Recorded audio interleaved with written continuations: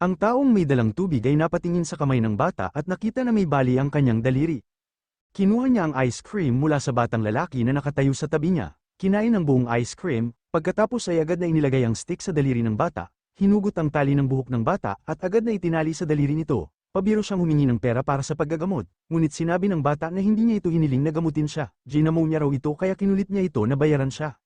Sinabi ni Park Hoon na dapat siyang pumunta sa ospital para magpa-check up, pagkatapos ay pumunta ang bata at kanyang ama sa ospital, nakita ng doktor ang nakapirming tali sa kamay ng bata at laking gulat niya dahil sa kabutihang palad, ang nakapirming tali ay agad na ikabit, kung hindi ito na itali ng maaga, maaari siyang mawalan ng daliri. Sinabihan ng doktor ang bata na magpa-court scan ngunit sa paglabas nila ay nakarinig siya ng pamilyar na tunog. Si Park Hoon pala na tumulong sa kanya na ayusin ang kanyang daliri.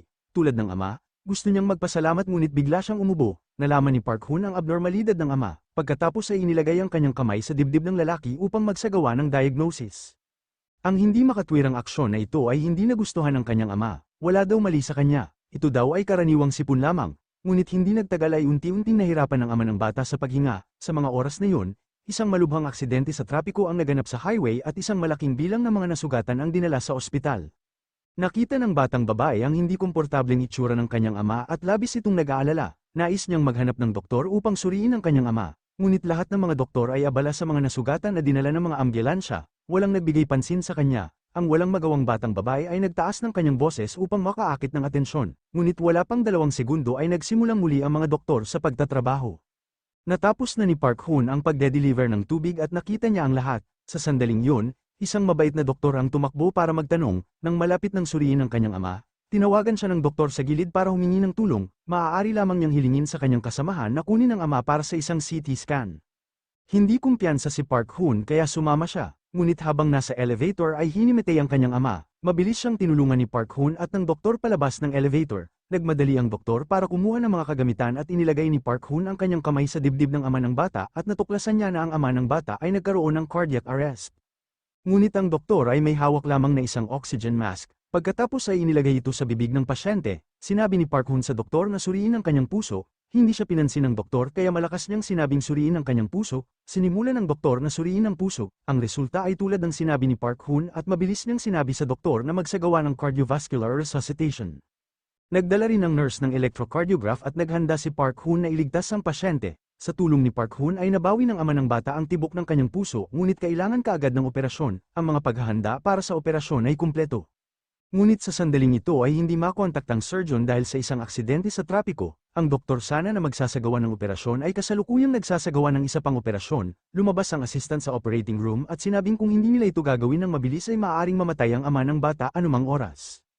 Nang marinig ito, tahimik na lumuha ang batang babae. Alam niyang ang lalaki lang sa harap niya ang makakapagligtas sa kanyang ama. Nais niyang hilingin kay Park Hoon na gawin ang operasyon ngunit lahat ng mga ospital at operasyon ay sumire sa kanyang karera bilang isang doktor. Pag-alis ni Park Hoon, hinayla siya pabalik ng bata. Pagkatapos ay kinuha ang nag-iisang barya sa kanyang bulsa at inilagay sa kamay ni Park Hoon. Nakiusap ang bata na iligtas ang ama at naantig siya sa ginawa ng batang babae. Tahimik niyang napagpasyahan na anuman ang kahihinatnan ay susubukan niyang tulungan siya. Nagsimula siyang maghanda para sa operasyon at pagpasok niya sa operating room, nagulat ang iba dahil hindi alam ng lahat kung sino siya. Bago pa makapag-react ang lahat, nagsimula ang operasyon. Sa hindi inaasahang pagkakataon, walang dugong umagos nang putulin niya ang linya.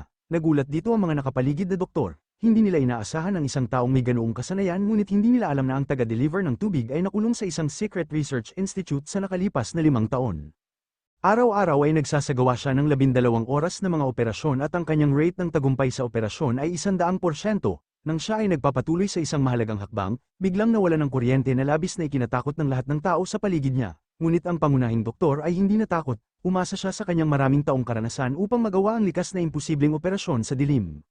Tinulungan niya ang pasyenteng ito para tulungan ng nurse na hindi man lang niya alam ang pangalan dahil ang taong ito ang ama ng bata. Ang operasyon ay nangyayari sa maayos na paraan, ngunit sa sandaling ito, dumating muli si Dr. Soo-hyun, naghinala siya sa kakaibang pangunahing doktor sa operasyong ito. Si Dr. Soo-hyun ay labis na hindi nagtitiwala, hindi niya akalain na ang isang taong nagdadala ng tubig ay makakatapos ng isang operasyon. Sinabi niya na itigil kaagad ang operasyon. Sinabi ni Park Hoon, kung hindi niya ito gagawin, magagawa mo ba ito? Ngunit hindi kaya ni Dr. Soo-hyun na isagawa ang operasyon, hindi pa siya sumailalim sa ganoong komplikadong operasyon. Sinabi rin ng nurse sa tabi niya na ang ganitong uri ng komplikadong operasyon ay hindi maaaring gawin ni Soo-hyun at sinabihan siyang makatitiyak kahit na hindi siya isang doktor. Napakahusay ni Park Hoon sa kanyang kakayahan, walang magawa si Soo-hyun at umalis na lang. Pagkatapos ay tumawag siya ng maraming security guard, naghahandang kunin si Park Hoon pagkatapos ng operasyon. Nang natapos ng maayos ang operasyon ay nailigtas ang ama ng bata. Tumingin si Soo-hyun sa direksyon ng operating room ngunit hindi niya makita ang tagahatid ng tubig kahit saan. Nang malapit nang umalis si Park Hoon, hinabol siya ni Soo-hyun at pinigilan siya. Hindi niya maintindihan si Park Hoon at ayaw magpaliwanag nito sa kanya. Sinabi niya na anuman ang kanyang katayuan, hanggat maaari niyang iligtas ang pasyente ay ililigtas niya. Sapat na yun, sabi ng doktor.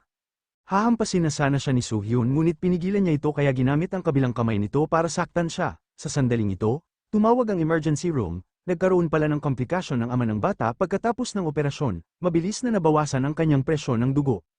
Dahil dito, nataranta ang doktor ngunit hinulaan na ito ni Park Hoon, inilarawan niya ng detalyado ang kondisyon ng pasyente at nagmungkahi ng solusyon. Kakatapos lang mag-opera ni Dr. Han at nagmadali siya. Ang mga hakbang sa pangunang lunas ay eksakto tulad ng sinabi ni Park Hoon, kaya nagulat dito si Soo-hyun.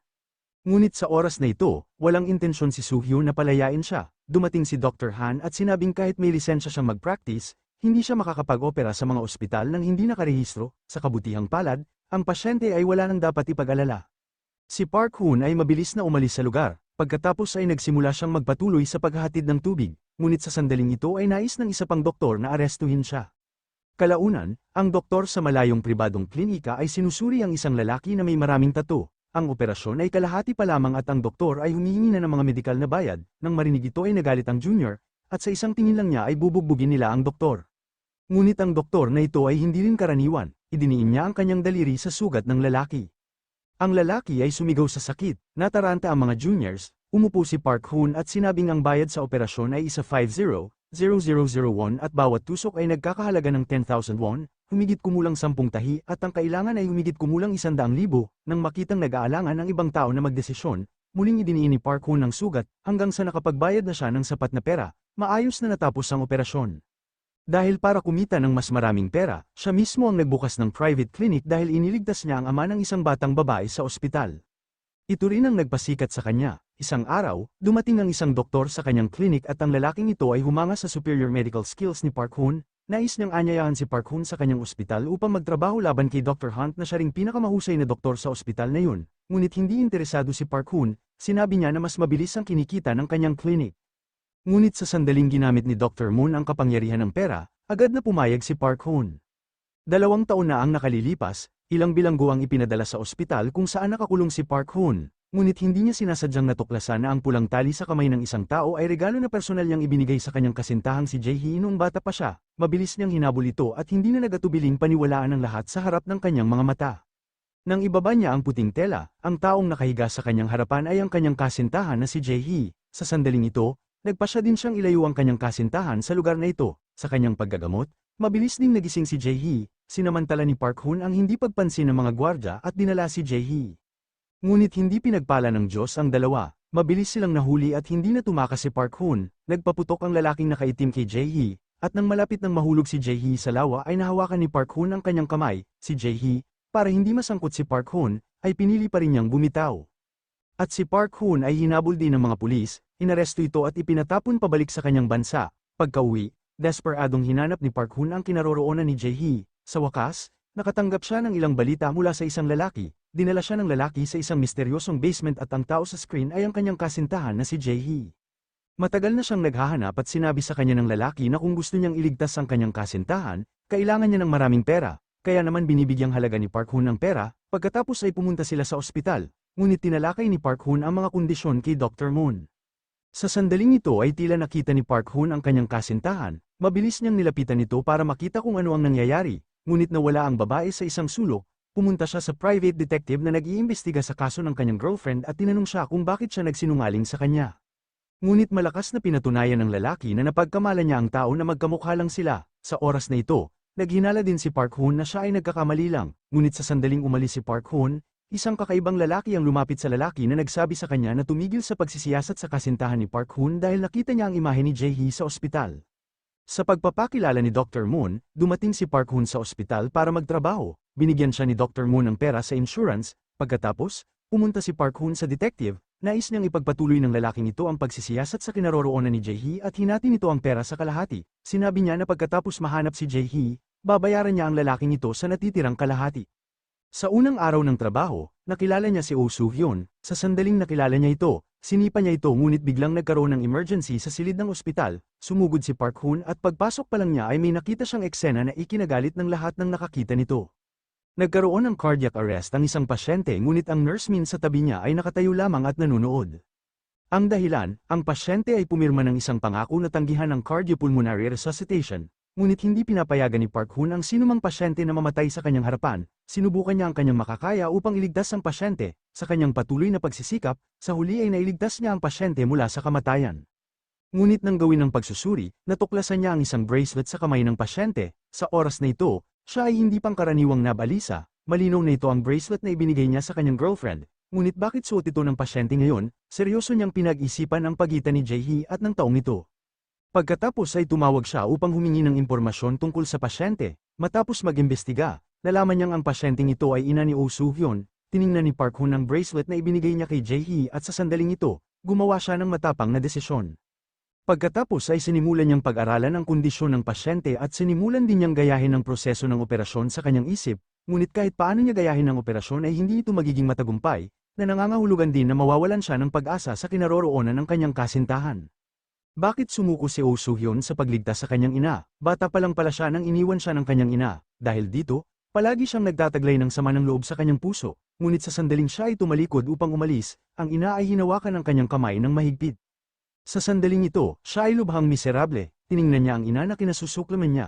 Tinanong niya ang ibang tao kung bakit siya iniwan, ngunit mabilis na nakoma ang ina. Tinawagan niya ang boyfriend niyang si Dr. Han at gustong hilingin dito na iligtas ang kanyang ina. Ngunit hindi sinagot ni Dr. Han ang telepono dahil alam niyang halos zero ang success rate para sa operasyong ito. Nais niyang protektahan ang kanyang rate kaya tumanggi siyang gawin muli ang operasyon. Sa oras na ito, si Oh Soo-hyun ay walang magawa. Naisip niya na ang tanging tao na maaaring mag-opera sa kanyang ina ay si Park Hoon. Sa kabilang panig, pinag-aaralan pa rin ni Park Hoon ang operasyon, ngunit nang gusto na niyang sumuko, lumapit sa kanya si Oh Soo-hyun. Sa oras na ito, si Oh Soo-hyun ay labis na nalulungkot, ginaya niya ang batang babae, naglagay siya ng barya sa kamay ni Park Hoon at gusto niyang hilingin sa kanya na tulungan siya sa operasyon. Matapos malaman ang tungkol sa relasyon nila ng kanyang ina, agad namang pumayag si Park Hoon. Ang success rate sa operasyon ni Park Hoon ay 100%, kung ang operasyon ay hindi garantisadong matagumpay, hindi niya ito gagawin, ngunit sa pagkakataong ito ay balak niyang subukan ito ng isang beses, kahit na mayroon lamang 0.1% na posibilidad ay susubukan niya. Magsisimula na ang operasyon nang ang direktor ay nasa itaas ng obserbatoryo. Sinabi nito na agad na ihinto ang operasyon. Dahil dito, labis na nalito si Park Hoon. Tumingin siya kay Oh Soo-hyun sa tabi niya. Noon lamang napagtanto ni Park Hoon na siya ay anak ng presidente ng ospital. Pagkatapos ay sinimulan niya ang operasyon sa kabila ng mga pagtutol ng Director Choi. Humanga rin si Oh Soo-hyun sa kanyang mapanghamong pag-uugali. Narinig ni Dr. Han ang balitang ito at sumugod, ngunit si Oh Soo-hyun ay napuno ng pagkabigo para sa kanya. Ang 7 oras na operasyon ay napagod ang lahat. Ang mga operasyon ni Park Hoon ay napakaingat, ngunit sa oras na ito, sa panahon ng operasyon, isang insidente ang naganap. Nagbigay si Park Hoon ng pangangalagang medikal sa pasyente, ngunit gaano man kahirap subukan, nagwakas ang buhay ng pasyente. Hindi matanggap ni Oh Soo-hyun ang katotohanan na namatay na ang kanyang ina. Kaya tinulak niya si Park Hoon at pagkatapos ay nagsimulang mag-resuscitation mag-isa. Ayaw tingnan ni Park Hoon ang kanyang wasak pusong itsura, ngunit siya ay walang magawa at wala nang magagawa. Si Oh Soo-hyun ay labis na nalulungkot at hindi pa rin alam kung bakit siya iniwan ng kanyang ina. Mahigpit siyang niyakap ni Park Hoon at pinatahimik ang kanyang kalooban. Sa sandaling ito, nakita ni Dr. Han ang eksena sa kanyang harapan na naging dahilan din ng pagiging komplikado ng kanyang puso. Pagkatapos, nagsimulang gumanti si Dr. Han kay Park Hoon. Kinabukasan ay nagsagawa ng disciplinary meeting ang ospital para sa kanya. Tinanong ni Dr. Han si Park Hoon kung bakit niya ginawa ang operasyon. Sinabi nito na ginawa niya ito para sa pera. Ang pahayag na ito ay labis na ikinagulat ng lahat. Pero hindi nila alam na isang barya lang ang natanggap ni Park Hoon. Gusto lang niyang tulungan ang ina ni Oh Soo-hyun at ayaw ni Park Hoon na maging masyadong seryoso ang mga bagay-bagay. Nagpasya siyang magpakumbaba sa harap ni Dr. Han at pagkatapos ay umalis. Ngunit tumanggi pa rin si Dr. Han na sumuko. Hindi napigilan ni Park Hoon na magalit. Sinabi ni Park Hoon na hindi siya karapat-dapat na maging isang doktor upang maprotektahan ang kanyang success rate sa operasyon. Ayaw niyang magsagawa at gumagawa lamang ng mga operasyon na may mataas na success rate. Sinabi niya na kung mababa ang rate, kailangan lang bang panuurin na lang silang mamatay. Ang mga salitang ito ang nagpatahimik kay Dr. Han. Sinabi rin ni Oh Soo-hyun na labis siyang nadismaya sa kasintahan nito. Pagkatapos ay pumunta si Oh Soo-hyun sa lugar ng kanyang ina kung saan nakilala niya si Han Sung-hee. Ang taong ito ay may katulad na itsura sa kasintahan na hinahanap ni Park Hoon sa loob ng maraming taon. Siya pala ang personal na doktor ng ina ni Oh Soo-hyun. Ibinigay ni Han Sung-hee sa kanya ang mga gamit ng ina ni Oh Soo-hyun.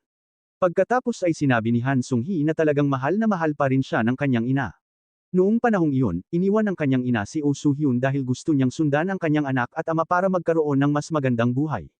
Nang marinig ito ni Oh Soo-hyun ay hindi na nito makontrol ang kanyang emosyon. Nalutas din ang agwat sa pagitan ng mag-ina. Sa kasamaang palad, ang kanyang mapagmahal na ina ay iniwan na siya. Sa kabilang panig, tinawagan ng lalaking detective si Park Hoon para sabihin na nahanap na niya kung nasaan ang kanyang kasintahan. Dahil dito, labis siyang natuwa. Sinabihan ng lalaki si Park Hoon na ihanda ang pera at pagkatapos ay magkita sa napagkasunduang lugar. Pagdating nilang dalawa sa lokasyon, hindi niya alam na may lalaking nakaitim na damit na sumusunod sa likuran niya. Sa oras na ito, kinuha ng lalaking nakaitim ang baril sa kanyang kamay. Nang malapit nang magkita ang dalawa, isang malaking truck ang nawala ng kontrol at direktang bumangga sa kotse ng lalaki. Hindi makapaniwala si Park Hoon sa nangyari sa harap ng kanyang mga mata. Mabilis niyang pinuntahan ito upang iligtas. Pagkatapos ay agad na dinala ang lalaki pabalik sa kanyang klinik. Sumugod din si Dr. Moon nang marinig niya ang balita. Sinimulan ni Park Hoon ang operasyon. Sa kabila nito, ang kanyang klinik ay may mga limitasyon. Inilagay ni Park Hoon ang kanyang kamay sa loob ng katawan ng pasyente. Pagkatapos ay ipinikit ang kanyang mga mata at pinakiramdaman ito. Hindi naglakas loob si Dr. Moon na maniwala sa kanyang nakita. Hindi niya inaasahan na napaka-advance ng medical skills ni Park Hoon. Sa ganitong malupit na mga kondisyon, maaari pa rin siyang magsagawa ng operasyon. Sa ilalim ng pangunang lunas ni Park Hoon, nakaligtas ang lalaki sa critical na kondisyon. Pagkatapos ay dumating ang ambulansya upang dalhin ang lalaki sa ospital. Ngunit sa sandaling ito, muling lumitaw ang lalaking nakaitim at sa oras na ito ay hindi ito nakita ni Park Hoon. Nang pumunta sila sa silid ng ospital, hindi nila mahanap ang lalaki. Mabilis niyang tinanong ang nurse pero walang alam ang nurse. Ang kanyang ekspresyon ay lubhang kahinala dahil sa ugali ng taong ito. Ngunit sa sandaling ito, nagpadala muli ng text message ang lalaking detective na nagsasabing pupunta siya sa ibang bansa upang magpagaling at sinabihan si Park Hoon na huwag nang makipag-ugnayan muli sa kanya. Nagmamadaling tumawag si Park Hoon ngunit hindi na ito sumasagot. Ang may hawak pala ng telepono ay ang lalaking nakaitim. Nawalan muli ng clue si Park Hoon tungkol sa kanyang kasintahan. Parang may misteryosong puwersa na pumipigil sa kanya na mahanap ang kasintahan. Pagkatapos ay tumingin siya sa kamera sa ospital. Nakita niya ang imahe ng kanyang kasintahan sa lugar na ito noon. Kaya ang pagsuri lamang sa kamera ang maaaring magtukoy kung ito ang taong hinahanap ni Park Hoon o hindi. Ngunit hindi lahat ay maaaring suriin ng mga security camera ng ospital. Pumasok lang siya at pinalayas, pumunta siya kay Oh Soo-hyun dahil alam niyang anak ito ng presidente. Siguro maaari niya itong dalhin para sa isang check-up. Pagkatapos ay pumunta silang dalawa sa pintuan ng surveillance room. Matutulungan siya ni Oh Soo-hyun na makita ang surveillance camera. Pagkaraan ng ilang sandali ng paghahanap, sa wakas ay nakahanap na siya ng kamukha ng kanyang kasintahan. Ngunit hindi malinaw ang video kaya imposibleng makilala ang mukha ng babaeng ito. Ngunit posibleng matukoy na ito ang doktor sa ospital. Dinala ni Park Hoon si Oh Soo-hyun sa kanyang klinik. Gusto niyang ipakita sa kanya ang kanyang kasintahan na si Jae-hee. At dahil kilala ni Oh Soo-hyun ang lahat ng doktor sa ospital, nang makita niya ang larawan, labis siyang nagulat dahil ang tao sa larawan ay ang personal na doktor ng kanyang ina. Mabilis siyang tinanong muli ni Park Hoon at binigyan din siya ni Oh Soo-hyun ng isang tiyak na sagot. Pagkatapos ay pareho silang nagmaneho papunta sa ospital. Ngunit hindi nila mahanap si Jae-hee dito, kinailangan lang nilang hilingin ang numero ng telepono ng taong ito. Biglang may nagmula sa likuran na isang pamilyar na boses. Ito ang taong hinahanap nila, tuwang-tuwang tumingin si Park Hoon sa babae sa harap niya. Ngunit sinabi ng babae na hindi niya ito kilala, inilabas ni Park Hoon ang bracelet na ibinigay nito sa kanya noong bata pa siya, umaasang maaalala niya ito. Ngunit sa harap niya ay labis na nagalit ang babae dahil ito ay isang lucky gift na ibinigay niya sa ina ni Oh Soo-hyun. Tinanong niya kung bakit ito nasa kamay ni Park Hoon. Matapos sabihin na gusto niyang bawiin ito, hindi siya nag-ingat at hinawakan ang bracelet, dahilan para masira ito. Dito na nadismaya si Park Hoon kaya tumalikod ito saka umalis. Nagmadali siyang habulin ito, sa oras na ito ay kinakausap ni Han Sung-hee ang isang pasyente. Pagharap ni Park Hoon ay ipinaramdam nito ang galit sa kanya. Pagkatapos ay umalis si Han Sung-hee at ang pasyente palayo. Nang makitang nalulungkot si Park Hoon, walang pagpipilian si Oh Soo-hyun kundi akayin siya palayo. Pumunta ang dalawa sa isang barbecue restaurant, si Park Hoon ay nasa masamang kalagayan at uminom ng alak upang guminhawa ang kalungkutan. Tinanong siya ni Oh Soo-hyun kung kilala niya ang mga magulang ng kanyang kasintahan dahil nakita ito ni Oh Soo-hyun sa website. Ang profile ni Han Sung-hee ay may larawan ng pamilya ng 3 tao. Sa pagtingin sa larawan sa telepono, naalala ni Park Hoon na ang biological na ama ng kanyang kasintahan ay talagang iba sa taong nasa larawan. Iniisip niya kung pwede bang may mga tao talaga sa mundong ito na magkatulad. Sa ngayon ay hindi siya sigurado kung si Han Sung-hee ang kanyang kasintahan o hindi. Ngunit ayaw na niyang mawala muli ang kinaroroonan ng kanyang kasintahan. Sa pagtingin kay Park Hoon, lumalaban pa rin ang ganoon. Talagang hinangaan ni Oh Soo-hyun si Jae-hee, hindi niya maiwasang hawakan ang mukha ni Park Hoon. At ang eksenang ito ay nakita ni Han Jae-jun, kinuha niya ang telepono para tawagan si Oh Soo-hyun. Ngunit hindi niya inaasahan na magsisinungaling si Oh Soo-hyun na nasa bahay siya. Si Park Hoon ay nalasing at itinuring na si Oh Soo-hyun ay si Jae-hee. Dahan-daang hinawakan ni Park Hoon ang kanyang kamay at sa pagkakataong ito ay hindi siya tumanggi. Ang doktor na ito ay may kasintahan at pagkatapos ay lumabas na umiinom kasama ang kasamahang lalaki. Hindi niya inaasahan na ang eksenang ito ay matutuklasan ng kanyang kasintahan. Ngunit ang kanyang kasintahan na si Han Jae-jun ay hindi naman nagalit dahil siya ay anak na babae ng direktor kaya kailangan siya ni Han Jae-jun upang may sigawa ang kanyang plano. Tinawagan ni Oh Soo-hyun si Han Sung-hee, umaasang si Park Hoon ay hihingi ng tawad sa kanya para sa kanyang mga aksyon, hindi inaasahan na maglalasing si Park Hoon. Dadalhin nilang dalawa si Park Hoon sa bahay ng ina ni Oh Soo-hyun. Pero dahil dito ay nadulas sila, ang hindi inaasahang aksidenteng ito ay nagpahiya kay Oh Soo-hyun. At si Han Sung-hee ay nakaramdam din ng kakaiba sa kanyang puso. Sinabi ni Han Sung-hee na parang napakaganda ng kanilang relasyon. Pagkatapos ay agad na sinabi ni Oh Soo-hyun kay Han Sung-hee ang tungkol kay Park Hoon na naghahanap ng kasintahan. Kinabukasan, pumunta si Han Jae-jun kay Park Hoon para balan siyang layuan ang kanyang kasintahan. Ngunit hindi ito pinansin ni Park Hoon at tinukso pa si Oh Soo-hyun. Ang pahayag na ito ay lubos na ikinagalit ng doktor. Hindi niya pinapayagan ng sinuman na magsabi ng masama tungkol sa kanyang kasintahan. Ngunit ang eksenang ito ay nakita ni Oh Soo-hyun kaya binitawan siya ni Han Jae-jun. Dahil sa itsura ni Han Sung-hee, hindi na namuhay ng normal si Park Hoon. Lagi niyang iniisip na girlfriend niya ito, mabilis siyang inaliw ni Dr. Moon at tinanong kung mayroon bang paraan upang makilala siya bilang Jae-hee, tulad ng scar, birthmark, o ano paman. Biglang ginaisang ng mga salita ni Dr. Moon si Park Hoon. Naalala niya dati na nagkaroon ng kidney transplant ang kanyang kasintahan. Para tulungan si Park Hoon, umasa si Dr. Moon sa kanyang relasyon at gustong makita ang mga medical record ni Han Sung-hee. Ngunit ang ospital ay may mahigpit na regulasyon, ang pagtingin sa mga medical record ng ibang tao ay parurusahan ng batas. Ngunit walang gaanong pakialam si Park Hoon, direkta niyang kinuha ang mga dokumento. Pagkatapos ay bumalik sa kanyang silid upang tingnan. Mabilis siyang pinigilan ni Dr. Moon dahil ang paggawa nito ay magdudulot sa kanya ng pagkawala ng kanyang lisensya. Walang pakialam si Park Hoon at agad na tinulak ang doktor. Nakatitig siya sa screen sa harap niya at nakatingin sa natitirang kidney na buo sa screen. Umupo si Park Hoon sa upuan kahit na ayaw niyang maniwala sa nakita ng kanyang mga mata. Ngunit nandoon ang katotohanan, nakatayo si Park Hoon mula sa malayo habang nakatingin kay Han Sung-hee. Ang taong ito ay kamukha ng kanyang kasintahan, hindi siya naniniwala na may 2 tao sa mundong ito na magkatulad. Naalala ni Park Hoon ang bawat sandali sa pagitan nila ni Jae-hee. Akala niya kahit gaano pa ito mag-disguise, hindi nito malilinlang ang kanyang puso.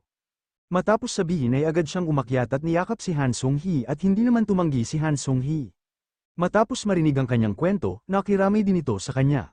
Sa kabilang panig, naramdaman ni Oh Soo-hyun na siya ay espesyal.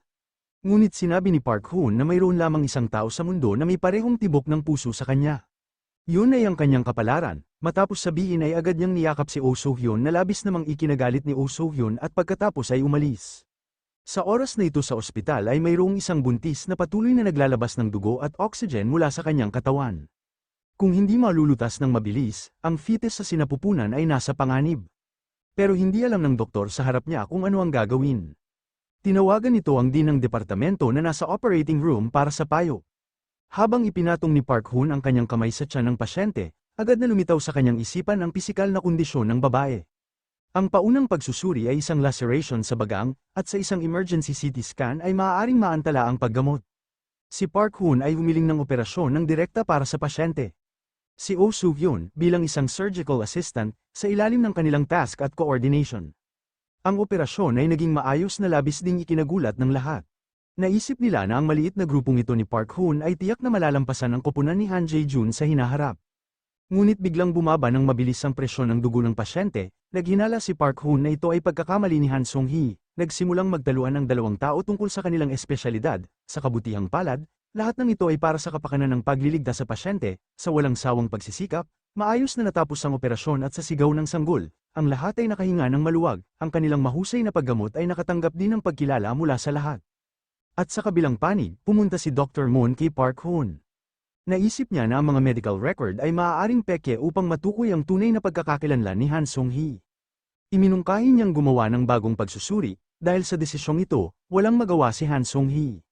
Ngunit hindi siya maaaring lumabag sa mga patakaran ng ospital at kailangang gumawa ng bagong pagsusuri. Pagkatapos nito, nakuha ni Dr. Moon ang disk ng mga dokumento ng test. Binuksan ito para makita ang tunay na pagkatao ni Han Song-hee. Samantala, sa sobrang stress ni Han Song-hee, tinawagan ito ang isang lalaki. Lumalabas na ito ang lalaking nakaitim na pumipigil kay Park Hoon na imbestigahan ang kanyang kasintahan. Ang dalawang tao ay tila may ilang ugnayan. Habang nag-uusap, biglang sumulpot si Dr. Moon at tinawag siya. Pagkatapos, ang dalawang taong pumunta sa kanyang opisina ay sinabing gusto nilang suriin ang disk ng kalusugan ni Han Song-hee. Dahil dito, labis na natakot si Han Song-hee at pagkatapos ay agad niyang kinuha ang disk.